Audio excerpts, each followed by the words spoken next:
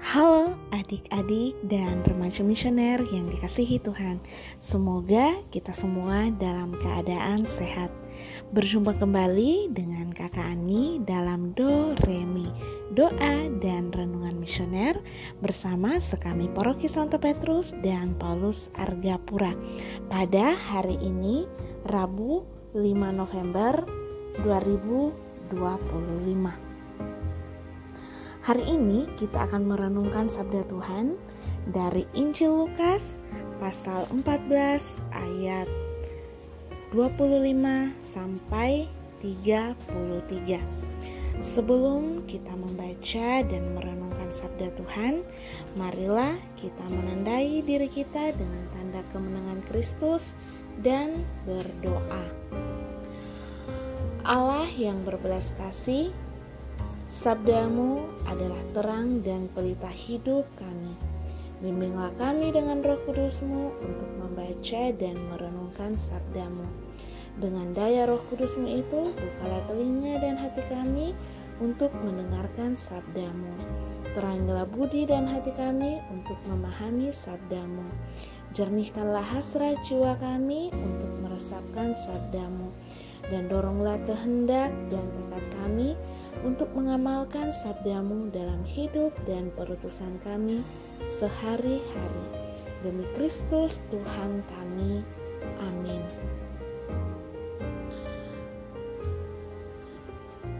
Semoga Tuhan beserta kita. Inilah Injil Yesus Kristus menurut Lukas. Pada suatu kali, banyak orang berduyun-duyun mengikuti Yesus dalam perjalanannya.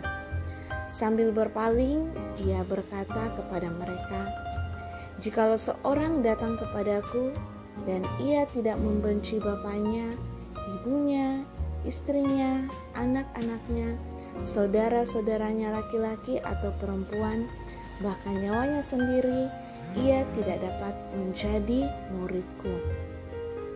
Barang siapa tidak memikul salibnya dan mengikut aku, ia tidak dapat menjadi muridku.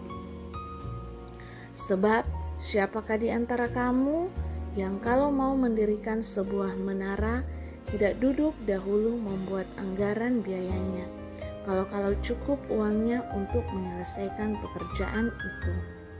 Supaya jikalau ia sudah meletakkan dasarnya dan tidak dapat menyelesaikannya, jangan-jangan semua orang yang melihatnya mengejek dia sambil berkata, orang itu mulai mendirikan tetapi ia tidak sanggup menyelesaikannya. Atau raja manakah yang kalau mau pergi berperang melawan raja lain tidak duduk dahulu untuk mempertimbangkan apakah dengan 10.000 orang ia sanggup menghadapi lawan yang mendatanginya dengan 20.000 orang? Jikalau tidak, ia akan mengirim utusan selama musuh itu masih jauh dari untuk menanyakan syarat-syarat perdamaian. Demikian pula lah tiap-tiap orang di antara kamu yang tidak melepaskan dirinya dari segala miliknya tidak dapat menjadi muridku." Semoga demikianlah sabda Tuhan. Terpujilah Kristus.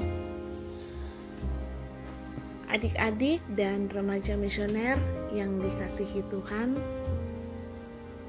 di dalam kehidupan kita tentu segala sesuatunya itu perlu direncanakan.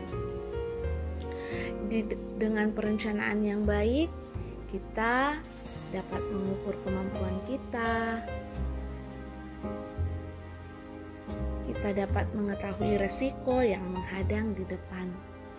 Hari ini Yesus mengingatkan para pengikutnya tentang pentingnya memiliki rencana. Apapun yang akan dikerjakan, sebelumnya harus direncanakan dengan baik agar tujuannya bisa tercapai. Dalam bacaan Injil hari ini, ada dua contoh yang diberikan Yesus. Yang pertama, tentang pembangunan menara. Saat seorang hendak membangun menara, yang pertama-tama harus dilakukannya adalah duduk menghitung besarnya anggaran atau dana yang akan diperlukan.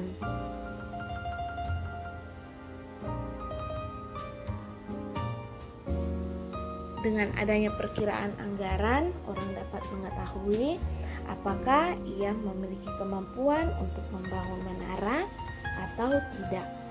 Dan yang kedua, tentang persiapan sebelum perang. Sebelum pergi berperang, seorang raja perlu duduk untuk mengatur strategi perang. Ia harus mengetahui situasi musuh, misalnya jumlah prajurit mereka, perlengkapan apa yang mereka miliki. Dan kalau ternyata ditemukan bahwa raja dan pasukannya tidak memiliki kemampuan untuk melawan musuh, maka akan sangat konyol jika sang raja tetap memaksakan pasukannya untuk maju berperang. Melalui kedua contoh ini, Yesus ingin agar para pengikutnya menyadari bahwa menjadi muridnya itu harus memiliki keputusan bulat yang didapatkan melalui perencanaan yang matang.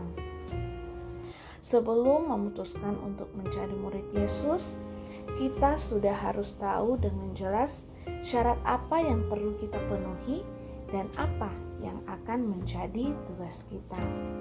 Syarat yang diberikan Tuhan tidaklah ringan.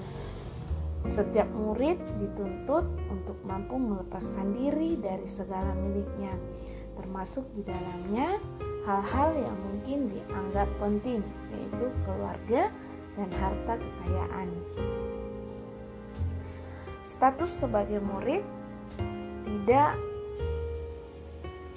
kemudian menjadikan hidup seorang murid Yesus itu menjadi mudah. Tidak ada fasilitas istimewa. Sebaliknya, seorang murid Yesus dituntut untuk memanggul salib seperti halnya teladan yang diberikan oleh Sang Guru sendiri. Hidup bukanlah sekedar karunia yang perlu disyukuri dan dinikmati, sebab ada tugas penting yang harus dilaksanakan, yaitu ada salib yang perlu dipanggul oleh setiap murid, yang berarti segala kesulitan, masalah, dan tantangan hidup itu harus kita hadapi. Dalam kesesakan dan penderitaan, kita tidak boleh berputus asa, apalagi memilih untuk menyerah. Sejatinya, sebagai murid Yesus, kita harus paham bahwa Tuhan meminta kita untuk melepaskan segala milik supaya dengan demikian kita tidak memiliki apa-apa lagi untuk diandalkan selain Tuhan semata. Karena di ujung jalan salib ada janji keselamatan yang dijanjikan oleh Yesus sendiri. Semoga demikian. Marilah kita berdoa doa anak misioner.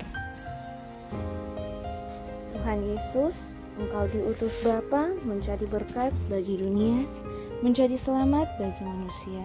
Utuslah kami anak-anak-Mu di Indonesia untuk menjadi sahabat yang kuat bagi yang lemah, sahabat yang rela berkorban bagi yang menderita payah, sahabat penghibur bagi yang sakit dan gelisah. Tuhan Yesus, kami pun ingin menjadi utusan-utusan kecil-Mu, teman setia bagi yang tersingkir terlantarkan, teman bicara bagi yang kesepian terlupakan, sobat yang gembira bagi yang sedih dan susah, sobat penuh penghargaan bagi yang tak dicintai. Tuhan Yesus, utuslah kami kini dengan bantuan Roh Kudus-Mu, menjadi garam dan ragi yang baik, menjadi terang dan obor yang cemerlang, membawa kegembiraan dan pengharapan. Tuhan Yesus, kuduskanlah badanku dan sucikanlah jiwaku. Kupersembahkan diriku padamu hari ini. Berkatilah semua anak dimanapun juga. Berkatilah semua orang yang kami jumpai, siapapun juga. Amin. Bapa kami yang ada di surga, dimuliakanlah namamu, datanglah kerajaanmu, jadilah kehendak-mu di atas bumi seperti di dalam surga. Berilah kami rezeki pada hari ini, dan ampunilah kesalahan kami, seperti kami pun mengampuni yang bersalah kepada kami.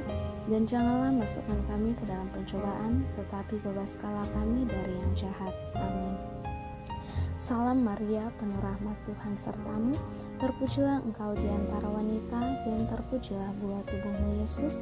Santa Maria Bunda Allah, doakanlah kami yang berdosa ini sekarang dan waktu kami mati. Amin. Kemuliaan kepada Bapa dan Putra dan Roh Kudus, seperti pada permulaan, sekarang, selalu, dan sepanjang segala abad. Amin. Anak-anak dan remaja misioner yang dikasihi Tuhan, semoga sepanjang hari ini kita selalu dijaga, dibimbing, dan disertai oleh Allah yang Maha Kuasa, dalam nama Bapa dan Putra dan Roh Kudus. Amin.